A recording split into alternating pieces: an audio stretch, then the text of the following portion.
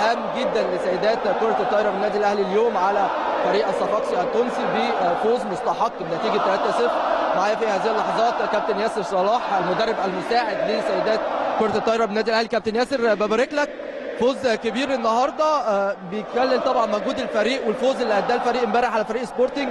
6 اشواط ب6 فوز للنادي الاهلي مقابل ولا شوط النادي الاهلي فوز ما فيه. تقييمكم النهارده للفوز على فريق الصفاقسي وان شاء الله تكون خطوه للبطوله؟ والله الحمد لله والشكر لله، ربنا كرمنا النهارده بالماتش دوت. ويعني النهارده كان ماتش مهم قوي عندهم، واثنين محترفين كويسين، واحده من البرازيل وواحده من اوكرانيا. والحمد لله احنا كنا النهارده مكثفين في المحاضره بتاعتنا بتاعت الماتش ان احنا ازاي ونلعب عليهم. والحمد لله اللعيبه قدوا ماتش بشكل جميل قوي، والحمد لله رب العالمين على مستوى الماتش. شايف ان دي خطوه كبيره للنادي الاهلي ان شاء الله الفوز بالبطوله؟